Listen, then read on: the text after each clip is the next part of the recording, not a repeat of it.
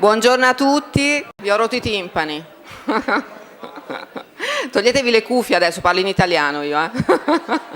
Mi piacerebbe che non le aveste neanche quando parla Mr. Sen in inglese, sarebbe una bella cosa. Ben arrivati.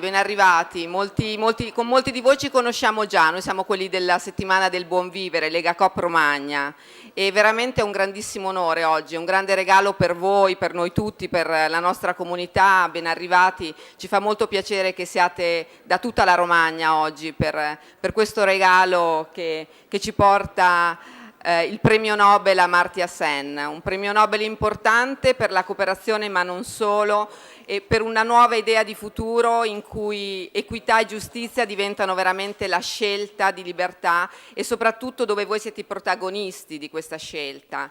Per noi oggi è un momento importante, per Legacoop Romagna è la conferenza programmatica, quindi un momento assembleare aperto alle cooperative, aperto a tutta la cittadinanza, ma prima di tutto abbiamo fortemente voluto, ci sono tanti di noi, abbiamo fortemente voluto che il primo appuntamento con questo premio Nobel fosse proprio con voi, con quelli che consideriamo i veri protagonisti del presente per il futuro, con i giovani che per noi sono la priorità prima, per cui questa cosa e principalmente anche per il premio Nobel Amartya Sen è stata veramente importante, incontrare oggi voi, il fatto che siate così tanti ci riempie veramente di gioia. Io vi saluto, sono molto felice di avervi qui, sono molto felice perché sono certa che vi porterete a casa qualche cosa non solo da ricordare ma su cui costruire. Partiamo subito con un piccolissimo video che racconta il nostro incontro con Amartya Sen. Noi abbiamo incontrato con alcuni di voi, con alcuni giovani, Amartya Sen l'anno scorso a Milano, e Amartya Sen ha aperto la nostra settimana del buon vivere. Chi di voi conosce questo evento? È un evento in cui soprattutto i giovani, le scuole partecipano per parlare di bene comune come base per una società migliore. E lui ci aveva promesso che sarebbe venuto a Forlì e come tutti i grandi hanno mantenuto questa promessa e oggi è qui con noi. Vi facciamo questa piccola contestualizzazione perché credo sia importante. Ringraziamo anche il vice direttore di Rai 3 che seguirà questa intervista e io spero che poi si animerà un bel dibattito con voi e spero che ci possano essere veramente, che è la cosa preferibile, una bella interazione, e tutte le cose che avete da chiedere sarà importante chiederle. Grazie ancora. Allora, buongiorno e benvenuti, è davvero un grande regalo quello che ci ha fatto Amartya Sen a essere qui questa mattina e anche queste sue parole che abbiamo sentito in questa breve intervista che è stata fatta l'anno scorso sono sicuramente un augurio anche per la giornata che vive oggi la Lega della Legacoop Romagna, perché come avete visto, come avete sentito, Amartya Sen dice che i valori della cooperazione sono, come dire, valori universali che preesistevano addirittura prima della fondazione del movimento cooperativo. Non c'è naturalmente bisogno che io vi dica chi è Amartya Sen, perché è una delle personalità più importanti del pensiero economico e politico. La sua riflessione si è svolta proprio, ed economico naturalmente, la sua riflessione si è svolta soprattutto intorno ai temi che riguardano il ruolo dell'etica nell'economia e ecco, poi naturalmente voi avete preparato delle domande che io girerò a Amartya Sen, però ecco, il suo pensiero ruota intorno al concetto che il benessere della società non va valutato soltanto in base agli indicatori economici, ma va valutato in base a considerazioni di natura più larga, no? È un pensiero che si è fatto strada in questi anni. Amartya Sen lo propone da molti anni, tant'è vero che gli è stato assegnato il Nobel nel 1998, quindi ormai parecchi anni fa. Vi leggo solo una frase di uno dei suoi libri più importanti, Sviluppo e Libertà.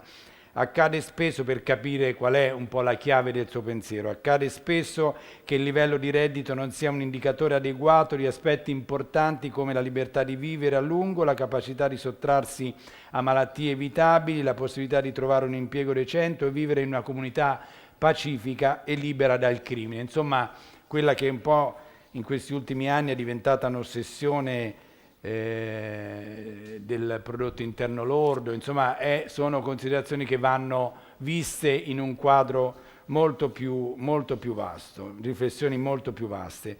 Io, come vi ho detto prima, girerò alcune delle domande che le scuole, intanto ricordo che professore, in questa sala sono presenti 7 istituti superiori che vengono da tutta la Romagna, licei, istituti commerciali, istituti tecnici, e questa mattinata è anche diciamo, una specie di preludio alla prossima settimana del buon vivere che si terrà sempre qui a Forlì nel prossimo ottobre. Dicevo, io farò alcune delle domande che mi sono state fatte arrivare, però io davvero vorrei, come siete già stati invitati a fare, che si stabilisse tra voi e il professore un dibattito, insomma, qualsiasi domanda, qualsiasi curiosità, qualsiasi richiesta di chiarimento, che sicuramente voi potreste fare molto meglio di me. Al professore, ecco, vi prego davvero, c'è un microfono che gira per la sala, vi prego davvero di farle. E io, professore, ecco, partirei un po' con quella che inevitabilmente è la domanda che naturalmente le fanno sempre, ma che è un po' la domanda di partenza. Ecco, dicevo prima che il prodotto interno lordo, il PIL, è una specie di ossessione diventata.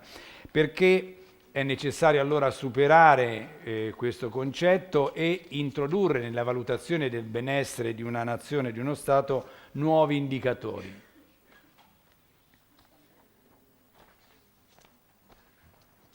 That's a very interesting question. I think I would like to divide my answer into two bits. One is that in a very long-run context, it's certainly very important not to judge the progress of a nation by the progress of or growth of GDP only, because our lives depend on many other considerations. How long we manage to live, that depends not only on our income, but also the nature of the healthcare. How well educated we are, that depends also on the arrangements for schooling, and I can see that these are the products of excellent schools around here. It depends on many other things, how the society's peace and quiet and living in harmony with each other, and indeed the flourishing of the cooperative spirit, which is not only an important instrument for advancement of human society, but also something valuable in itself. Now, so I think it's not hard to see why we have to go beyond GDP. But having said that, and you quoted me something writing in 1998, I think, came out in 99, I have to say that some of the errors that I see having been done in Europe, and I have to say, even though I'm a very great admirer of the intellectual tradition of Europe as well as organizational tradition that emerged in Europe of having a supportive society, welfare state, national health service, all that just after the Second World War. Great admirer, but I think there have been tremendous errors in the economic planning. And one of the things I would grumble about is neglecting the GDP itself. So I have to change a little bit the focus now. When I was writing in 1998, I assumed that everyone accepted GDP as important, and we have to go beyond. But then sometimes when I think, for example, the policy of austerity that was used was really calculated to cut down the GDP, and instead of that, give focus to a financial soundness, which really is much worse as a criteria than the growth rate. You see, I think the growth rate, people have to recognize how much it has fallen. I mean, I've just come back from India because there's an election going on, and since the growth rate is just a little below 5% a year, everyone is blaming the government that the growth rate is low. Whereas here, the growth rate has been negative for such time in Europe over the last period of austerity. So when there is zero growth rate, that's regarded as a subject of congratulation. Now that indicates a failure to grasp the importance of GDP, which I do want to emphasize now, though in 1998 I did not foresee austerity coming in 2008, 10 years later. And so I would like to emphasize both the importance of GDP, not to do things that generate unemployment, cuts down the GDP, and at the same time does not solve the long-run problems of economic and financial stability of Europe. So I think I have to walk, as the Chinese say, on two legs. And one leg would be the GDP, and the other would be to go beyond it.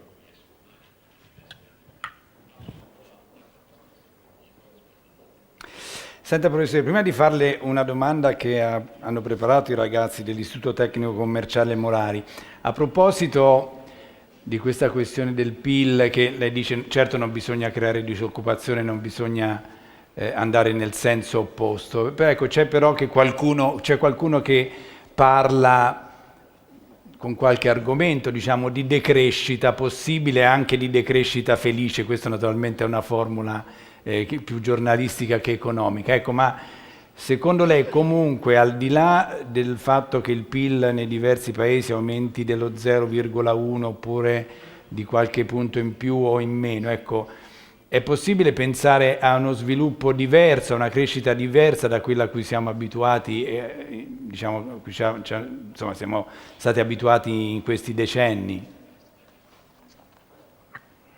Different from 0.1% or I mean different from 0. No, sì, certo. Yeah, yeah, it's easy. I mean, Europe grew. You see, we sometimes forget that when the war ended in the 1940s, and I think almost no one here would have been present then. I was present since I was born already and in school, more or less the same stage as you were. The big thing people were saying that with the enormous debt that the European countries had, how could they live freely again?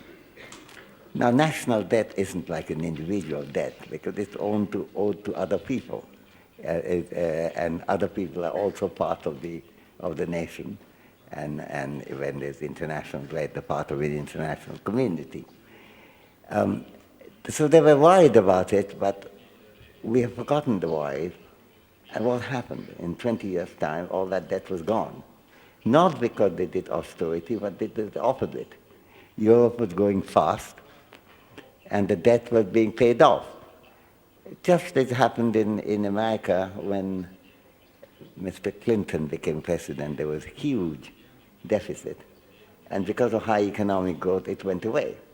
So the first thing as an alternative is to think of a policy that does generate economic growth. It is important.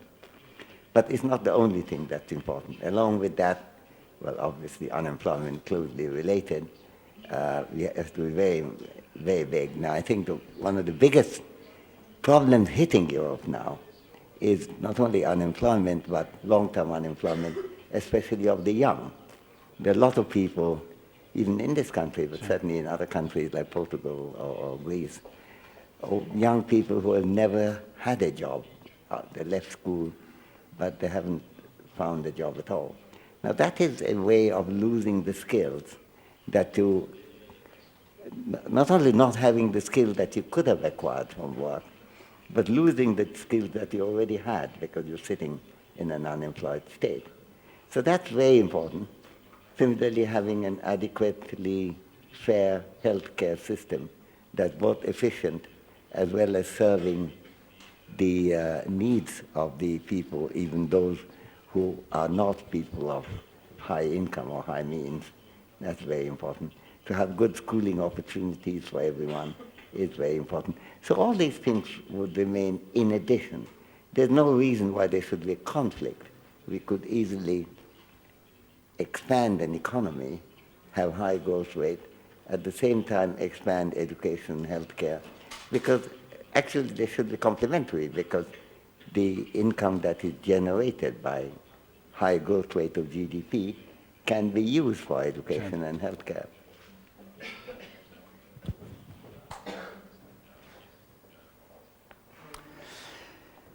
Bene, magari su questo aspetto della sanità e dei servizi che dà lo Stato ci possiamo anche tornare. Intanto ecco, le vorrei fare, perché riprende la questione del PIL, la domanda che gli hanno preparato appunto gli studenti del tecnico commerciale morale di Sant'Arcangelo di Romagna. Io, ecco ragazzi, ripeto, adesso gliela faccio io, ma poi vi costringerò in qualsiasi modo a fare qualche domanda anche a voi, al professore. E riferendosi appunto alle cose che diceva, lei che ha studiato i parametri che integrandosi a quelli meramente economici rendono il bilancio statale più giusto e completo, ecco, come possono coesistere nella nostra società questi parametri diversi, appunto una società che valuta l'economia solo sotto un profilo egoistico?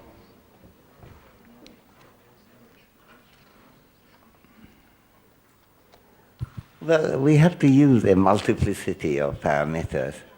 Um, that question quite often comes up. In my own work, it came on twice, actually.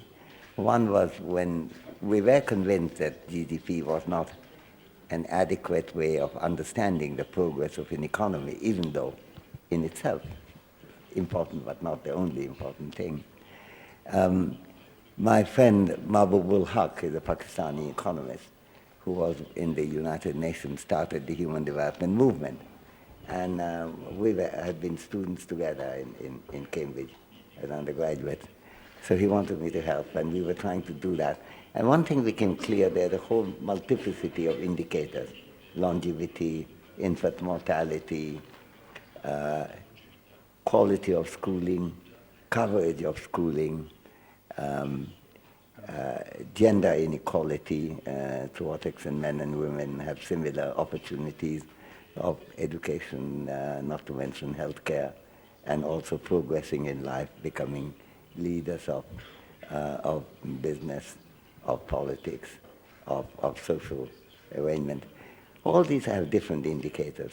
But the question that hit us was that if people say GDP is a bad thing, GDP is an inadequate thing, and then what do you want alternative?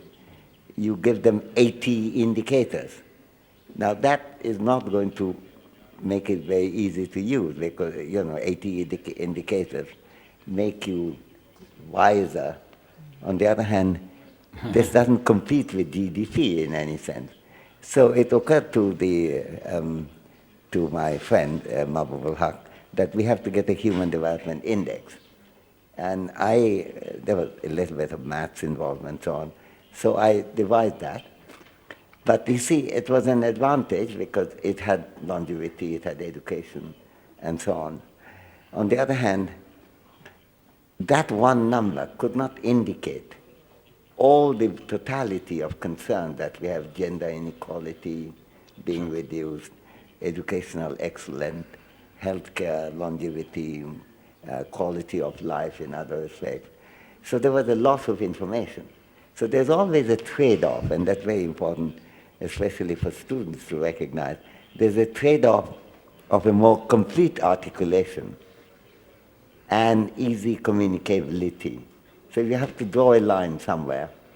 But I think human minds can understand that in different contexts we use different things. If we're arguing against the solitary use of GDP, sure, you could put forward something like Human Development Index.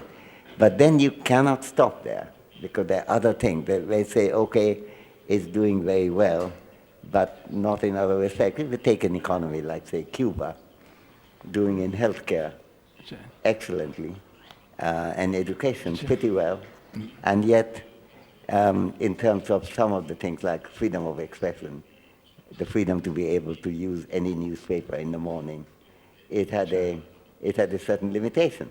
So you may use in the Human Development Index, Cuba was ahead of the United States when we first did it in 1990. Sure.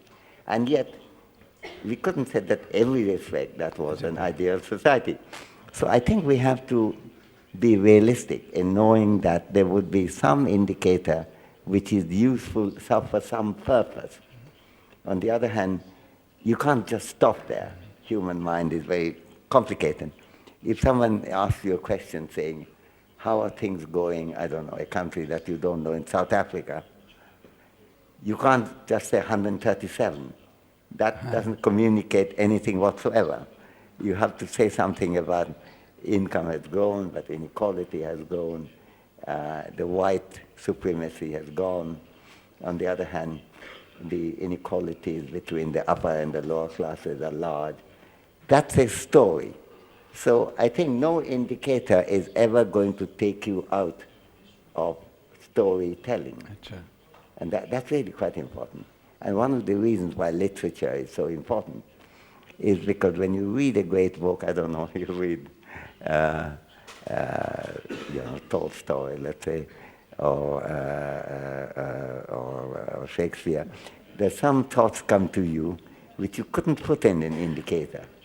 But that doesn't mean that that thought is not really very important, even in discussing and debating about the quality of human life. And yet, when there's a debate going on, and somebody would say the GDP is going very fast in, say, Oman, why do you worry about it? You don't recite Shakespeare in reply. You may have to say something like the Human Development Index is not doing so well.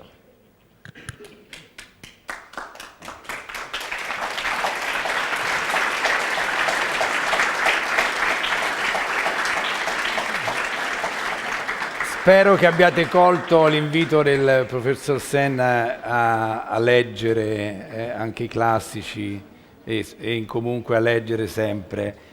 No, lo dico perché anch'io più o meno ho un figlio più o meno della vostra età e mi rendo conto che spesso l'essere nativi digitali certe volte disorienta e fa insomma considerare magari superate cose che invece hanno una validità universale ed eterna. Vabbè, però questo è un altro discorso, scusate diciamo la parentesi personale. Però professore, ecco, parlando, diciamo, usando il criterio che lei ha usato per Cuba e per il Sudafrica, l'Italia in una ipotetica classifica dove la metterebbe? Cioè adesso il suo posto dettato dal PIL è un dato posto, diciamo. Se introducessimo alcuni altri indicatori, come per esempio la qualità della vita, qui siamo nel regno, diciamo, in una zona d'Italia dove la qualità della vita è sicuramente superiore a quella di tanti altri paesi, anche altre zone d'Italia, la longevità, i servizi, l'istruzione, la possibilità per le donne di accedere alle professioni importanti, ecco, in base ad altri criteri, l'Italia in che posto della classifica la metterebbe? But I don't know, ranking Italy in terms of all other countries is the most important exercise to do. Italy is fortunate to have inherited a very rich culture and civilization. When I came first to Europe, I went to England to school, but I always wanted to come to Italy. Partly because I was very involved in those days. I'm not now, but in those days I was totally immersed in Renaissance painting. From Giotto to Leonardo to Michelangelo, I was very involved. I still like them, but I'm not that involved in it now. But so I saved money when I was an undergraduate to be able, the first holiday I took at the end of my first year was to come to Italy. So, So I spent time going from museum to museum in Verona and Venice and Firenze and everywhere. I didn't come to this region, I think I didn't. I did go to Perugia. But then that's a kind of cultural heritage which no one is going to take away from you, unless you do something very messy. Now it's very important, by the way, to make past culture available to everyone. And I think one of the, you see, if you look at the current successful country in the world, namely China, it has many problems, including lack of democracy. In India, we're having an enormous amount of fun and jollity going on for 5 weeks of election with 850 million voters. I went there and voted too last week. but you don't have a similar thing in China. On the other hand, there are a lot of great things in China, including much more successful healthcare and education. But something which is not recognized, that China has more museums of the past than any other country, and a higher proportion of the Chinese go to museums. And that's a big change. For a country which in other ways you might think is authoritarian, there is an attempt to open up that thing. So one can't be, not an unqualified admirer of China. On the other hand, this is very important for one's life. Now, in the kind of situation that Emilia-Romagna is, you're not really concerned with many of the problems that might affect you in Mezzogiorno and deeper south, or many other countries in the world. On the other hand, there are very big things to learn about culture and tradition and so forth. And also, I think the nature of education is very important. Let me give an example. In India, there are two traditions of classical music. There's a northern tradition, and there are many names that you may know, like Ravi Shankar, Ali Akbar Khan, they all belong to that. And there's a southern tradition called the Carnatic tradition, also very old, about 3,000 years old. And I always liked it, but... Dico l'India in particolare, la cultura indiana dico è millenaria, dico... Yeah, that's it. But there's the two bifurcation, the northern and the southern tradition. And I always liked it, but I was never quite sure why I liked it.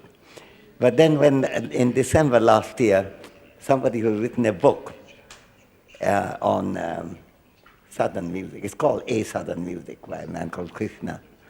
And he asked me to release the book. And so I did, and he sent me the book. And actually for me, since I like music, but I'm not as skilled in music as I should be. I have a son who is actually a musician, but he regards my musical quality to be very low. But, and one of the things that good musicians always point out, the fact that when I work, I listen to music, indicates that I cannot love music so much, because if I love music so much, I could not do work while listening to music. On the other hand, I do work while listening to music, find it quite pleasant. So for me, the intellectual approach was very important. So after reading the book, suddenly there are many things clearer to me, even in the appreciation of that classical tradition. And I think the similar things would apply here to big things like the operatic tradition of Italy, the musical tradition itself, and the variety of form in which arts and culture come. So I think, each place you have to, the important thing for Emilia-Romagna is not to rank it with Liberia or Ghana. It's an easy victory. The question is, given where we are, and given history, given tradition, given the successes achieved, and the success in Emilia-Romagna is quite remarkable in economic terms, there are other fields to conquer. So it's never a question of saying we are doing better than other countries. The question always is, can we do better than what we are doing now for people here, right now? And I would like to take the discussion in that direction.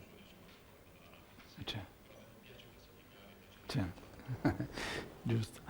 Io, ragazzi, se c'è qualcuno che comincia così a pensare all'idea di poter fare una domanda al professore, sarei... C'è il microfono. Qualcuno che se la sente di rompere il ghiaccio? Lei, brava. Sempre le donne,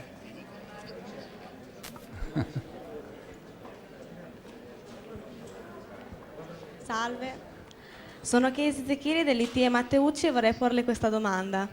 Il microcredito è davvero proficuo per risolvere le difficoltà delle fasce più povere della popolazione dei paesi in via di sviluppo?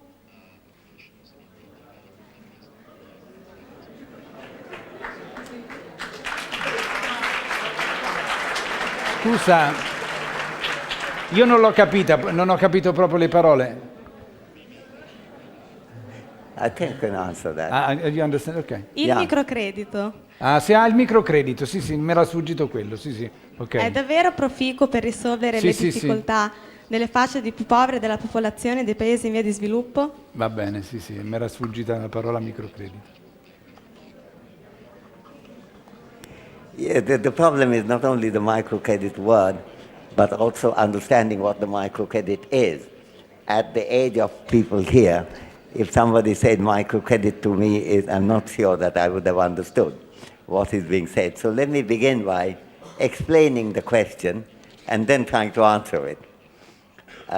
Most credit in the world take place given by banks who ask for some security as to if you're borrowing money, what would happen if you are not able to pay it. For example, if you're borrowing money for your house, then you say, okay, I mortgage my house, so I'm borrowing this money, buying this house, but if I fail to pay, you can take away the house. And unfortunately in America, this happened in a gigantic way after the 2008 crisis. Microcredit is an attempt to give money in very small doses and without any security, just trust. And there was a general belief that if very poor people borrow money, they would try not to return the money. And there's nothing you can get away from them because they're so poor, there's no asset that you can get. So the microcredit movement, which started in many places, but most powerfully in Bangladesh, was based on the ideas of two persons, Muhammad Yunus and Abed, were very important in that. So they said, no, poor people, if you trust them and give them money, they will return. And so there began a microcredit movement, which soon became very large. In fact, it began as a tiny thing started by a professor of economics from Chittagong University. It became one of the gigantic banks because of this very large number of small loans that are being made. And they were getting back 96% of the money lent without any problem. And then they also had some economic policies, namely they preferred to lend to women than to men, and they preferred to lend to poorer people than richer people in a way that could socially transform things. So that's the context, and a lot of people say this is the solution. Now the question is it the solution? What do you think? Now, I think the answer is it a good thing? I think it's a very good thing. Will it alone solve all the problems of development? No, because microcredit won't get you educated, wouldn't provide health care, and so on. So those who have seen microcredit as a solution to all problems of underdevelopment are mistaken. However, those who see that the microcredit is not a very big and important instrument for economic development are also mistaken. It is an instrument, it is a very important instrument, but it has to be combined with policies of education, healthcare, and in poorer countries, including Bangladesh, immunization. Bangladesh used to have 50% immunization rate and now has nearly 100%.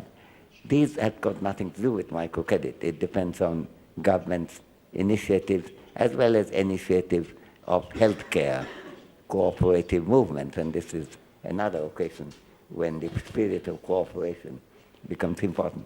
So I think there is lot in the enormous amount of value in microcredit movement, and even though there's at the moment it's very fashionable to attack it, I think we shouldn't fall for the temptation to do that.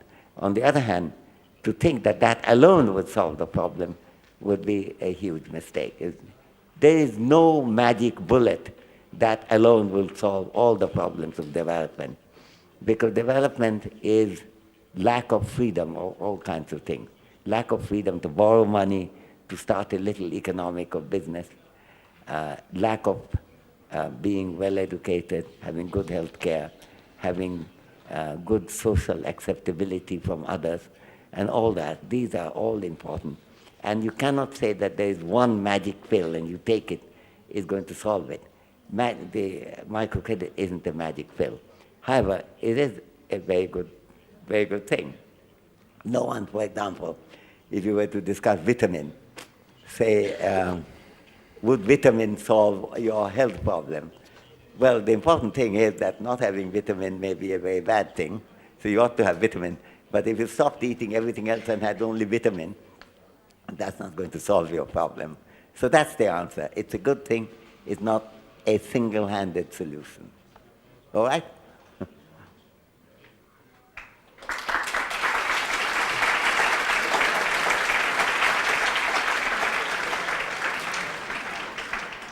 Qualcun altro? Anche domande così, un po' improvvisate, eh? Guarda, c'è... Ah. No, aspetta che ti portano il microfono. Beh, ormai l'abbiamo dato via. Poi c'è lui, eh? Salve, sono Martina Bentivogli dell'ITE Matteucci e vorrei porre una domanda. La creazione dell'euro è stata utile dal punto di vista economico per tutti gli stati dell'area euro?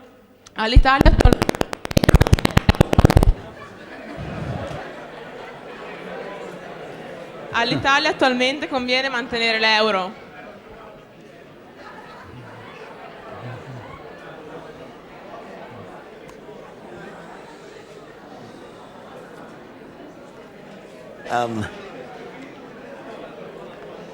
Sì, ok. I think the noise that we heard while the question being asked was some kind of divine intervention to indicate that it's a very complicated question. I'd split it into three parts. You asked one question, I'm going to answer three, all connected with your question. One, would it make sense to have a united currency in a united Europe at some stage of the development of European integration and the emergence of a united Europe? The answer to that, I think, is yes. The second question is, when euro was introduced, was it the right thing to do at that moment? I would argue the answer to that was emphatically no. Because countries cooperate with each other in all kinds of ways, in trade primarily, and then you can do same currency. But same currency, when you don't have a common taxation system, when you don't have even a common bank, United Bank of Europe, the European Central Bank, but it's not a bank like the way that a national bank would be. It was, I think, completely the wrong thing to do. It was the wrong thing to do because it was premature, and the time for it should have come after you have much more political integration and much more fiscal, that is, taxation system, the governmental system of subsidies and taxes and healthcare and every other policy. That would have been a stage when the currency unity would have been appropriate.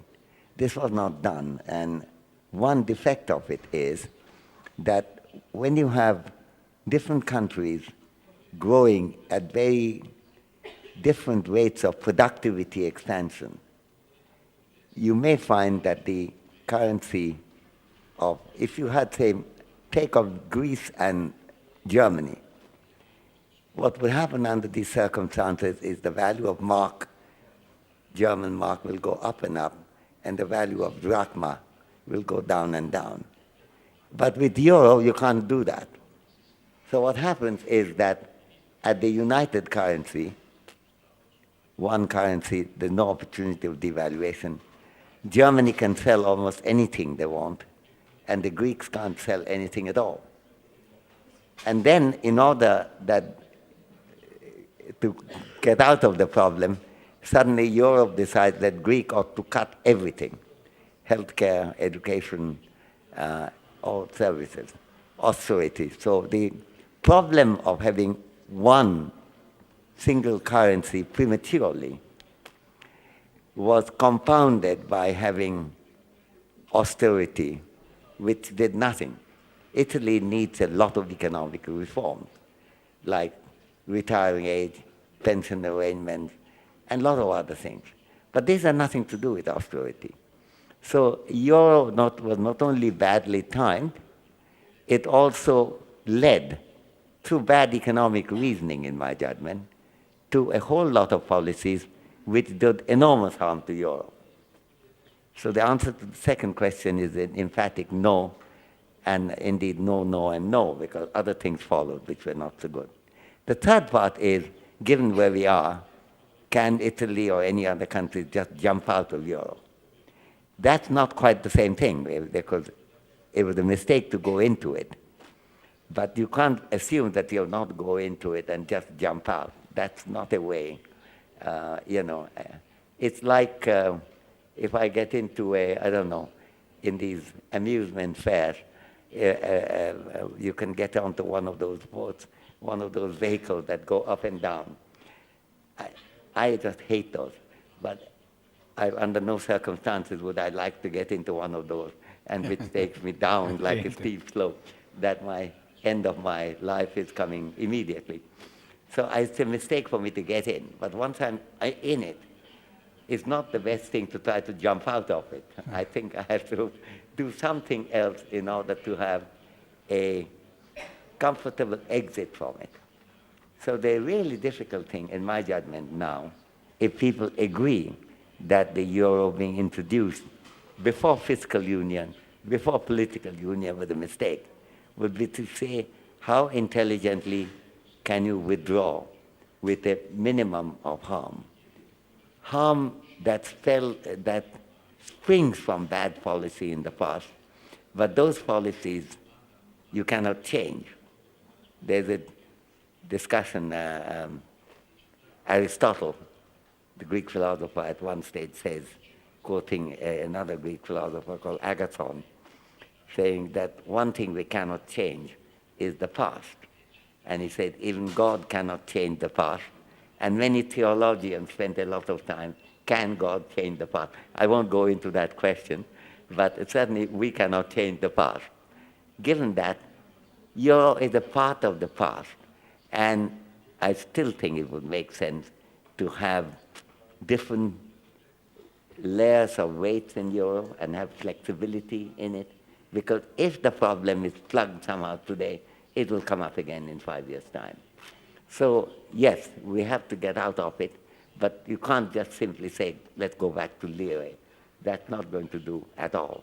So that requires a lot of problems, and I'm frustrated that economists, rather than concentrating in what I think is the really big issue, namely how to have least harmful, least painful exit, are concentrating on many other issues which are not so central in my judgment. So that's a complicated question, and I'm afraid my answer is a little complicated too, but I hope at least it's clear what I was trying to say.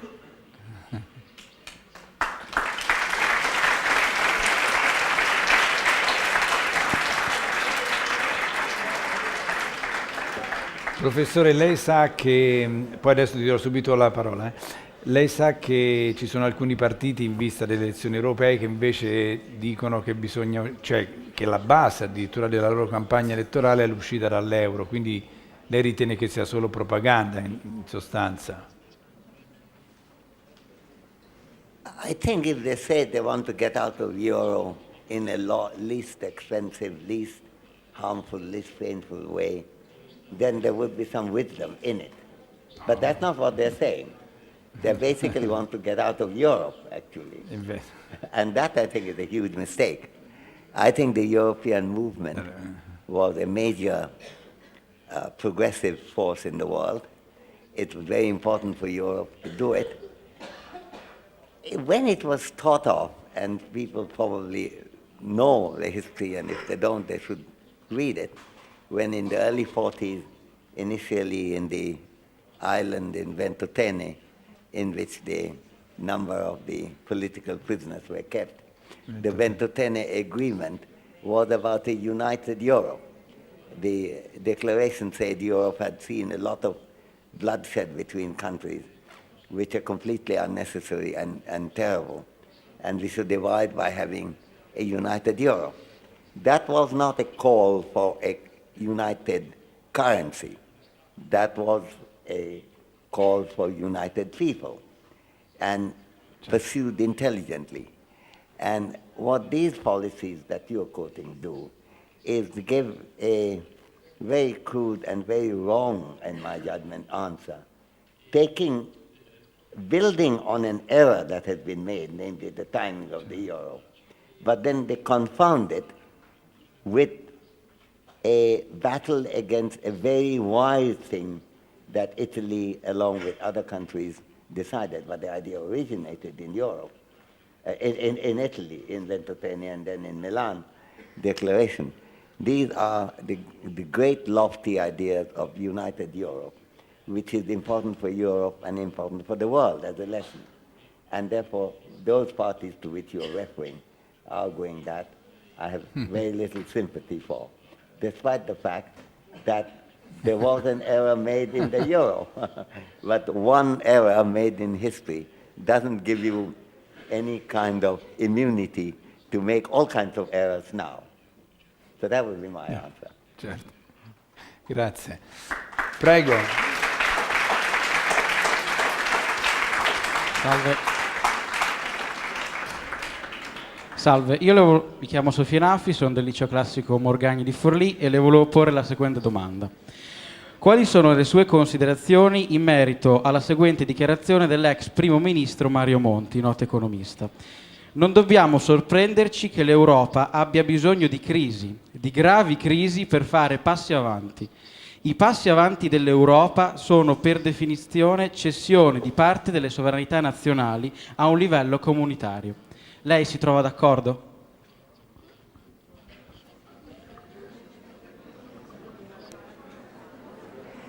You know, I have to say two preliminary things.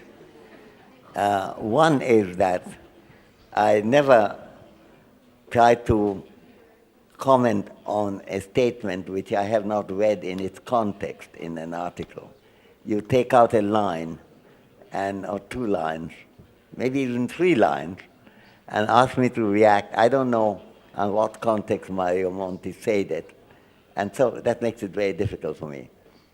Secondly, I do know Mario Monti, has been a friend for a long time. I recently even had some correspondence with him, but this subject didn't come up. I cannot therefore comment on Monti's remark because that would be unfair to him, and quite frankly, it's unfair to me to try to respond to something which I have not read in its full piece. You know, it's like I take one line of a statement. Even now, today, you take me one line and say, do you agree or that? And then I think that would be unfair. I read that statement explaining what am I talking about. So I'm not going to go that way. But taking the general issue, at some stage, would the national sovereignty be something which should be subverted or should be undermined? Perhaps those are not the words, would be supplemented by European identity. I don't think it will ever go away because the sense of being Italian is connected with language, with a rich literature, tradition of music, painting, sculpture, and so on. And these are not going to go away. And on the other hand, a way of life generally. On the other hand, are some aspects of national sovereignty, should there be a ground for making them subject to a broader demands of European unity? Yes, there would be. Are we anywhere there now? I would think not. This is not a comment on Monti, but just trying to understand those words that you used and quoted in the context of, as I can understand, and I emphasize this is not a comment on Mario Monti. Okay? So that's where I would leave it. And perhaps sometime you and I could sit down with Mario Monti's full essay and see what he was saying. Yeah. When he was in terms of Prime Minister, I think I agreed with some of the policies, but I disagreed with some of the other policies, and he knows that. But that particular issue is a very complicated remark, and I would like to know the context of it.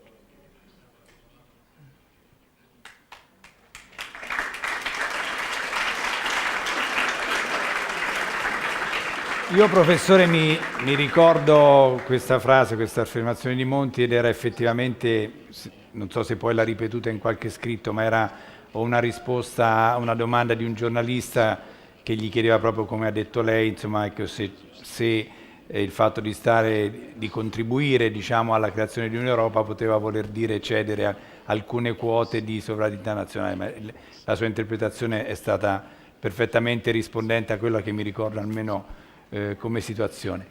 E qualche altra domanda? Eccolo. Elia Fregnani, anch'io del liceo classico Morgagni.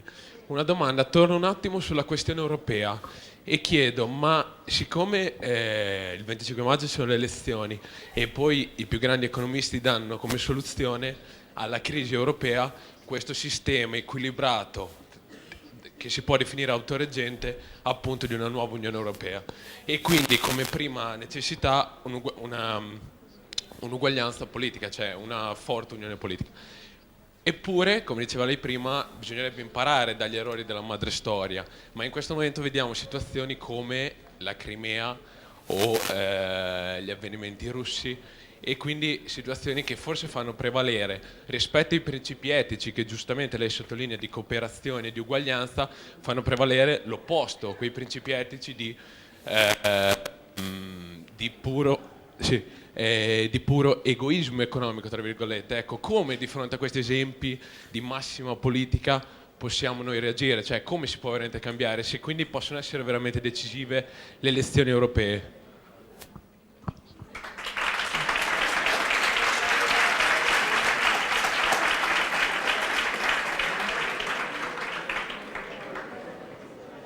I don't know what one, I'm not sure the translation kept the exact sense, but do I believe in the European election? I do believe in European elections in the sense that they will take place. Are the main issues being discussed the central issues that Europe should face today? That's a very complicated question. Some of the very big issues are being faced. Important among them, certainly for many countries, and the two I know relatively better, well, Italy too, perhaps. I was thinking of Britain and France. The main issue is whether the time has come for these countries not to feel part of Europe at all. Now, to the extent that the European parliamentary elections would indicate that there is a need for asserting the importance of European unity, the elections are certainly a very big thing to do, so that those who want to kick at the idea of a united Europe do not win the elections. So they remain very important. That doesn't mean that there are no problems. You point out, you say economic selfishness, but I think Crimea is not an issue about economic selfishness. It's dealing with a kind of cultural identity of a relatively Russian part of Ukraine, but it's not primarily Russian, and there's a Ukrainian identity as well. It's complicated. Tolstoy, who was a reporter there, even his writing, you can see how complicated the situation in Crimea is, and the Crimean War itself was a setting for that. So there are very big problems to face. Are all these problems being faced by the European elections today? No. Would we have expected them to have done that? No. But the important thing is to recognize that there is a central debate that's going on in the European election. I would say two. One of them is the need to assert the European unity without losing your cultural heritage. That's very important for Crimea. It's very important for Italy or France or Germany or any other country joining Europe, because that's the big thing has to be dealt with. How could you be working together, have a strong sense of European unity, at the same time not lose what is rich, what is valuable in having an Italian identity? Ultimately, the question turns on the issue of whether we can have multiple identity.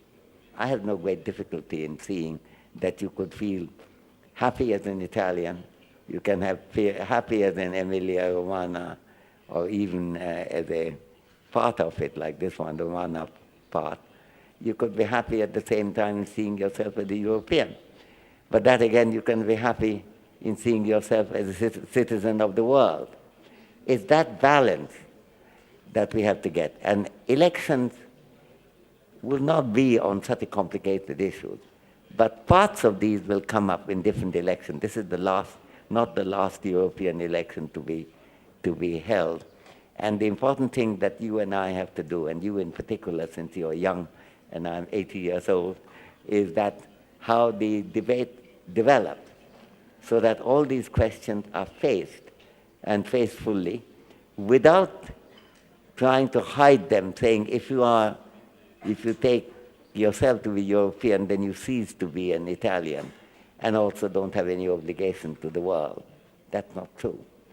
And so, at the same time, if some people are going to say, let's once for all indicate that the European unity was a mistake, I think that becomes the dominant argument, a dominant folly to defeat. That's the way I would see it.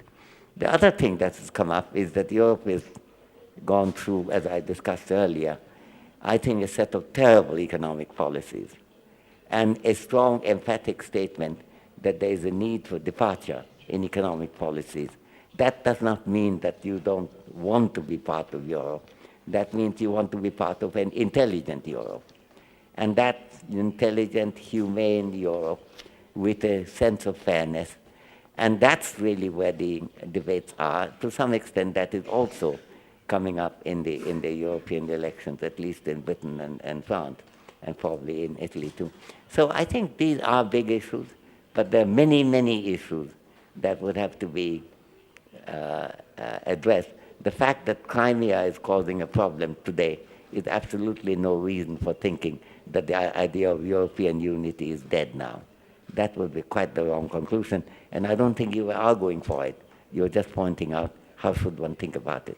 I would say we would think about it by reasoning and by intelligent understanding of what the debating issues are.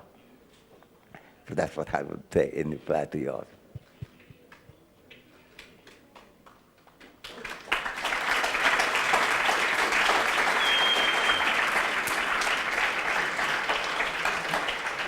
Ancora a proposito di Europa e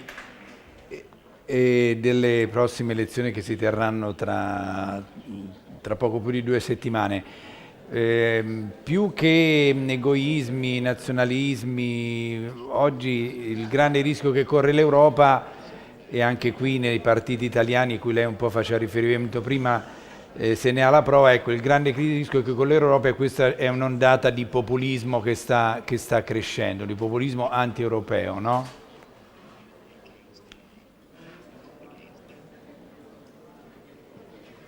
Well, I don't think you can do anything against them excepting to present your reason as to why you think that they are mistaken. You know, I think there is no solution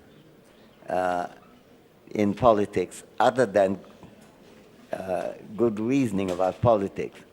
There are always a lot of bad reasoning, and the remedy of bad reasoning is good reasoning. There's nothing else to that. There is no magic formula of saying that this is how I would undermine it, and that temptation would be mistaken too. Those who take a very narrow-minded view, and as you say, give priority to local issues, overlooking a bigger picture, are giving bad reasoning. And if that is your belief, then you ought to discuss in the context of the elections and outside it as to why these reasonings are bad. There is no solution other than there's no solution to bad reasoning other than trying to improve the nature of the reasoning and present the facts, the empirical picture, as well as clear-headed scrutiny of the issues before the public. And by taking democracy as something which we are happy about, you already have taken a commitment to do it through public reasoning with each other. And I would say there's no exception in this respect either.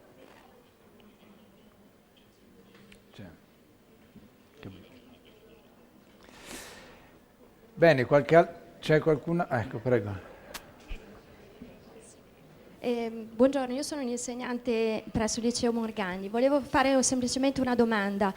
Come pensa lei che il fenomeno di immigrazione che ha subito l'Europa in questi ultimi anni, quindi paesi africani che vedono il nostro standard di vita proprio per uscire dal prodotto interno lordo, quindi la nostra istruzione, la nostra sanità, e quindi hanno preso come modello il nostro vivere in Italia, eppure ci sono sbarchi a Lampedusa che non riusciamo a gestire. Quindi come vede lei questa fusione della vecchia Europa con queste nuove culture che ci vogliono prendere come modello, ma che in realtà poi creano problemi e a volte non riusciamo bene a gestire in questo contesto di cittadini non solo romagnoli, non solo italiani, ma europei e globali? Grazie.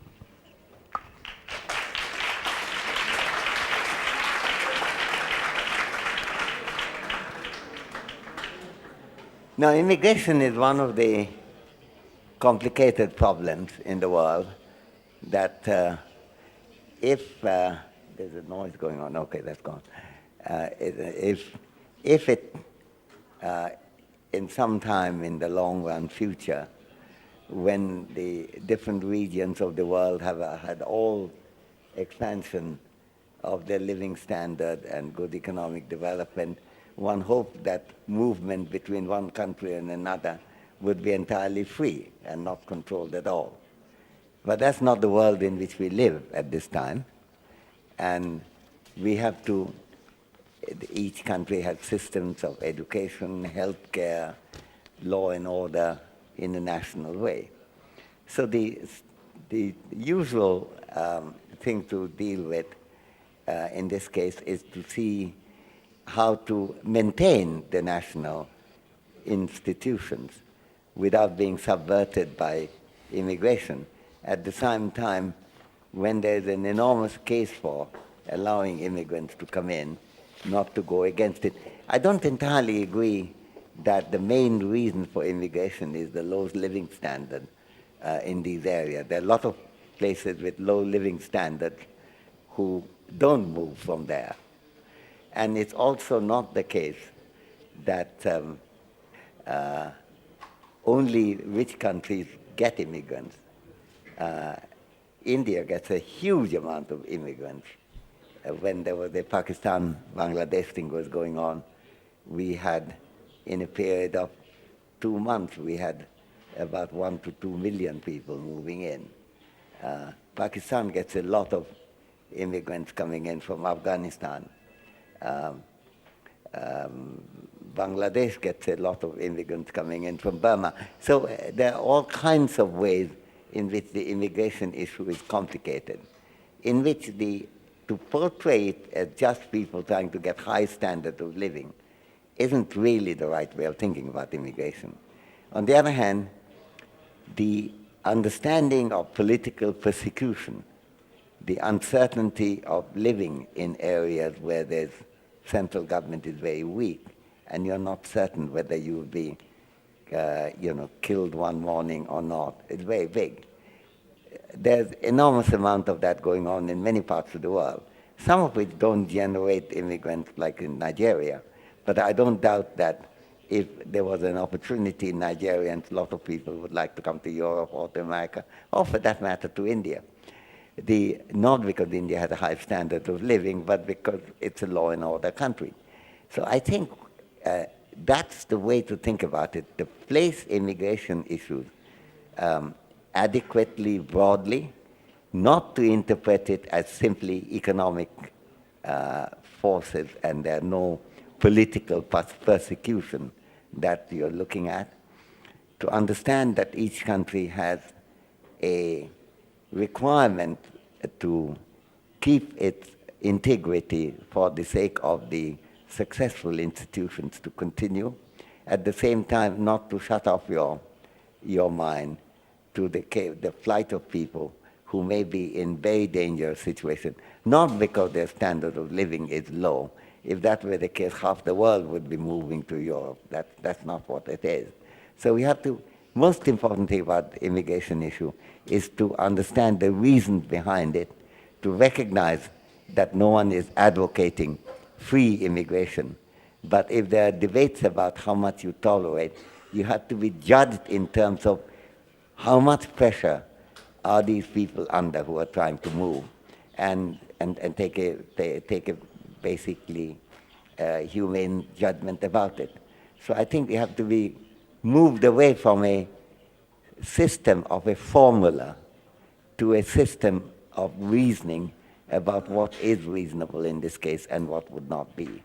And I'm not arguing against immigration control at all, but I am arguing for an intelligent understanding about the forces that lead to immigration, and that's not just economics.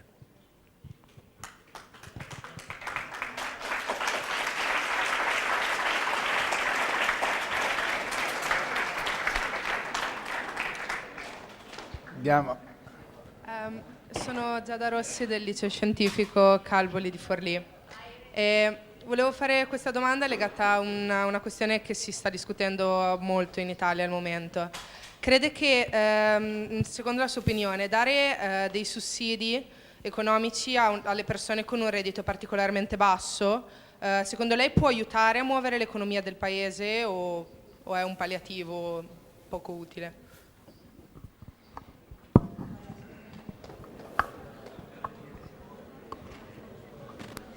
I think this is a complicated question too. I think what you're really dealing with is whether poverty can be removed by transfer of income. Now, I think there is a case for transfer of income to prevent people from sinking into a terrible mess when they say lose their job, when there's no way for people to have enough food, and so on. So given that, there are cases for transfer of income, and this was recognized in Europe a long time ago, namely through unemployment insurance, through transfer of money for social safety net.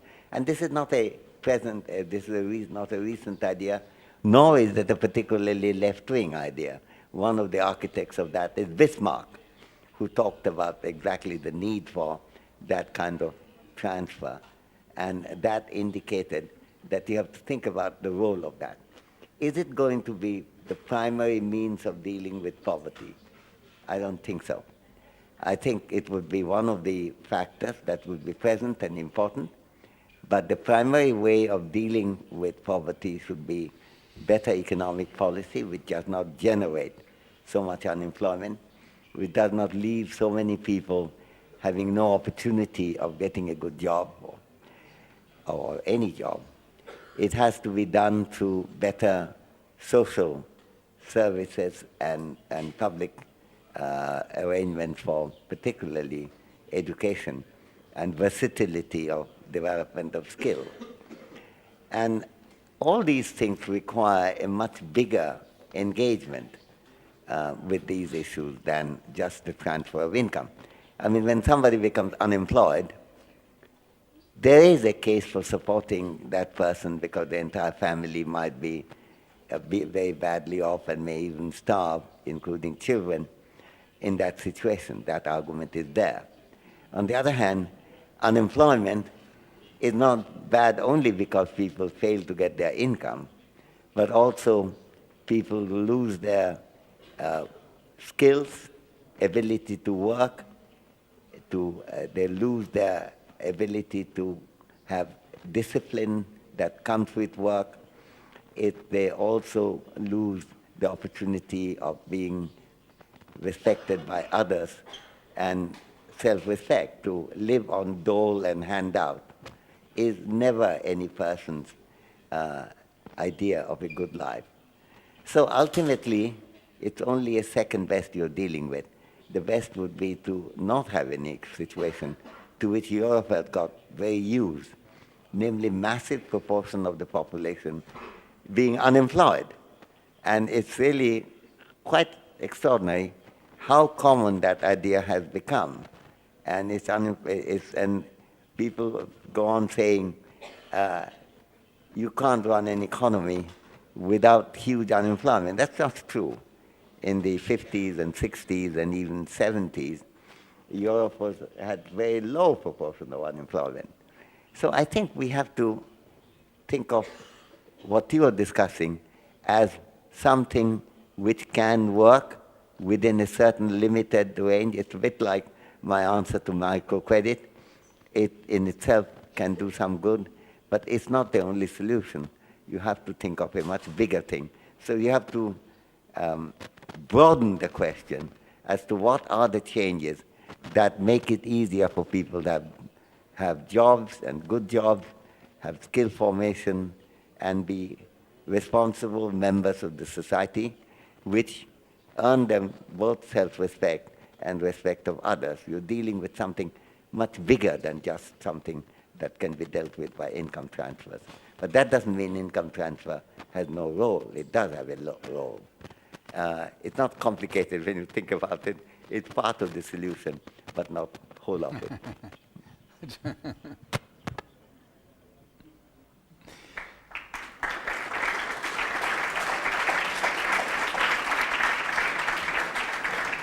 Visto che siamo arrivati a parlare dell'Italia, professore, ecco, il grande dibattito, a parte questo sulla decisione del governo di concedere 80 euro a chi ha stipendi più bassi, il grande dibattito, che è anche molto divisivo, è sulla questione del lavoro.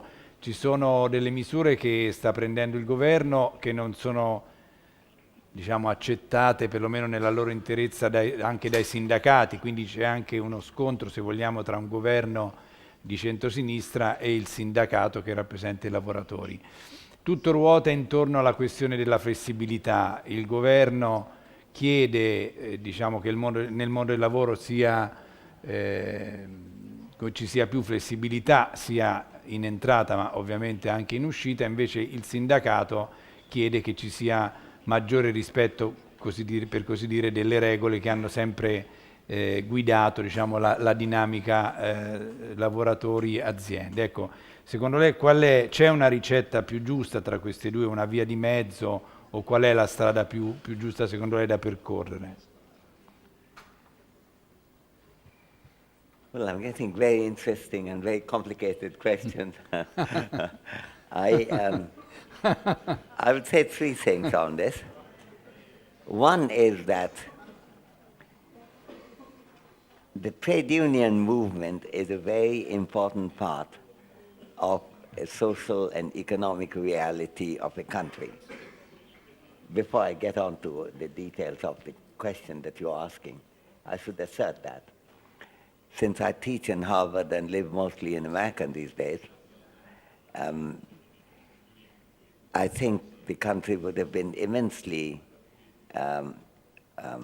less good as a politically if the trade unions didn't exist, because the power of the big money of the business is so strong, influencing elections, influencing media, influencing every aspect of the lives of people, that thank God for the powerful trade union movement.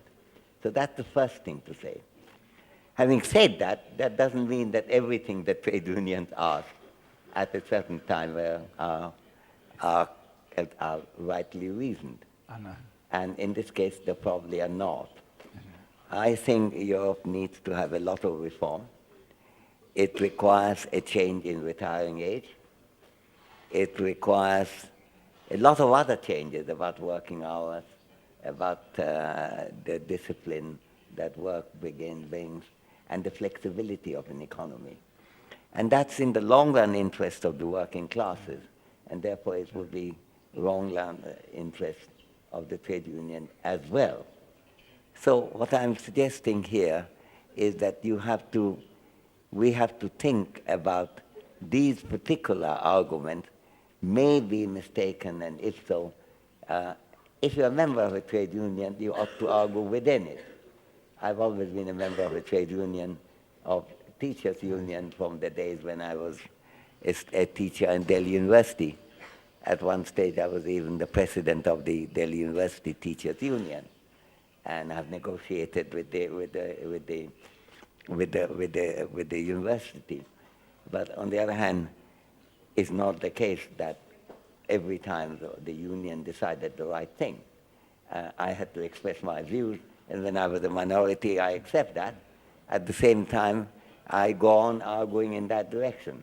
So had I been a member of a trade union here, I would have said our movement is very important, we don't want to subvert it.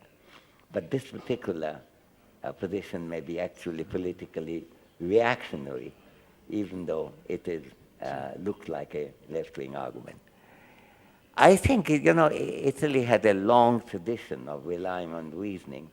And let me take, since I'm saying that some of the arguments for trade unions may be mistaken here,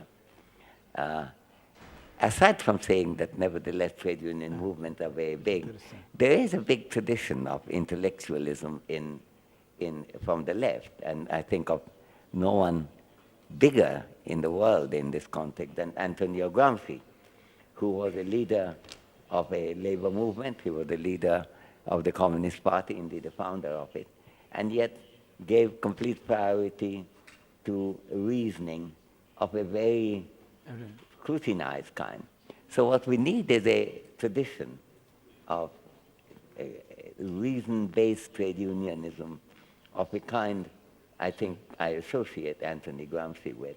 And Italy, if it could be proud of the fact that the European movement was born here, could be also proud of the fact that the tradition of reasoned left-wing thinking has never been as strong anywhere in the world as it was in the, I think of those, I read Italian very slowly, but to read some of those discussions in Lord Donovo in 1918, 1920, enormously powerful tribute to how much you can accomplish by just clear-headed reasoning. So that's the way I would answer. So it's not an anti-trade union one, but it is, if I'm a member of a trade union, to argue to re-examine these questions, because they are very important to re-examine, and the long-run solution of the Italian economy does require major reforms, and that's not to be confused with austerity. And I'm very much pro-reform, though I'm very against austerity. Sure. Some of the things that the trade unions resist are really connected with austerity, and those should be taken out from the reform. But retiring age, working hours, flexibility of the labor market is something on which there is a need much greater for reasoning and taking a position different from some of the trade union positions. Complicated, but there we are.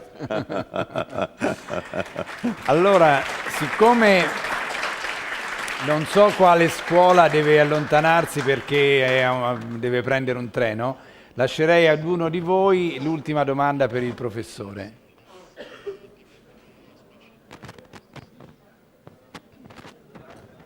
Certo, aspetta che ti diamo il microfono.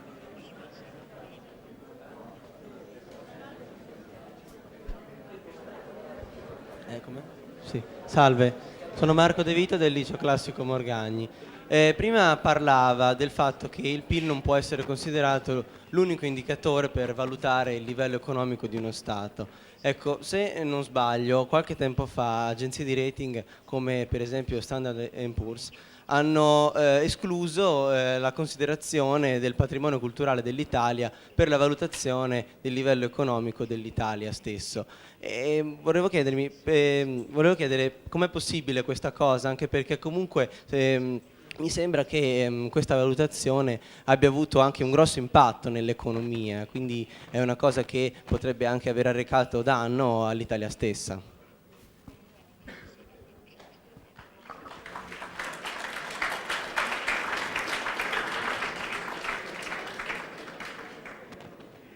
The rating agencies made so many errors that we have to see how big an error this was and how elementary an error. This is an elementary error. But if they just made that one mistake, I would have probably forgiven the rating agencies for not doing something quite sophisticated, namely to take culture into account. But the rating agencies went by criteria which assessed the financial stability of a country on the basis of very poor indicators of the amount of debt rather than the potential for economic growth. They have improved a little now, but by and large, the rating agencies' record is pretty awful. And what you're pointing out is not the worst thing they have done. So I don't know, am I defending rating agencies by saying they made even bigger errors than the one you suggest? I think not. I think rating agencies is a very peculiar system because the rating agencies themselves are not rated by any other organization. You need to rate the rating agencies as to whether they are doing good work. And that never came. So I would say, yes, they made a terrible mistake, but they made so many other mistakes, you know. If suppose you go and you're accused of having killed someone, and somebody says, the big thing is that you did not pay respect to this person. There is a human being you ought to respect. I would say that's a sophisticated thing. The basic thing is you kill this guy, and that's terrible. And you want to say you didn't respect the person, do say it, but because that's also true. But the big thing is that you did a much bigger crime, namely kill the guy. And I think the rating agencies have a lot of blood in its hand.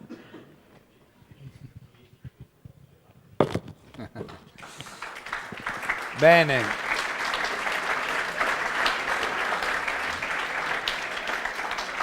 Io ringrazio il professor Sen che ci ha dato ancora una volta, diciamo, una grande lezione non solo di scienza economica ma anche di umanità e di capacità di saper interagire con le persone, per un'altra dimostrazione che i dati economici non sono tutto nella vita, non soltanto negli stati ma anche nei governi, ma anche nei rapporti tra le persone. Naturalmente ringrazio tutti voi che siete stati qui, avete ascoltato le parole del professor Sen.